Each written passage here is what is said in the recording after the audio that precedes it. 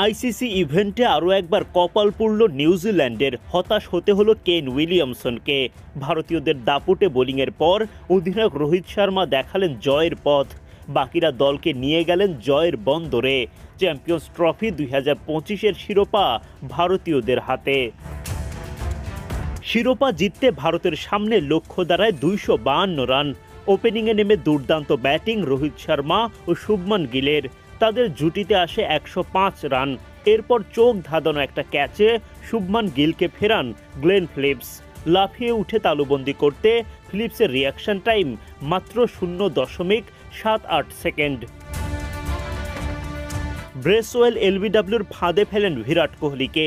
2 বলে মাত্র 1 রান করে বিদায় নেন কোহলি। সেঞ্চুরি পূরণের আগেই বিদায় ঘণ্টা বাজে রোহিত শর্মার। 83 বলে 7-4 ও 3 ছক্কায় ভারতীয় অধিনায়ক করেন 76 রান। 122 রানে 3 উইকেট হারানোর পর ভারতের হাল ধরেন শ্রেয়াস আইয়ার ও অক্ষর প্যাটেল।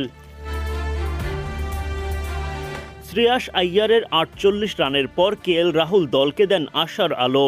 সব মিলিয়ে নিউজিল্যান্ডের আর জয়ের মুখ দেখা হয়নি। দুর্দান্ত জয় তুলে নিয়ে চ্যাম্পিয়ন টিম ইন্ডিয়া।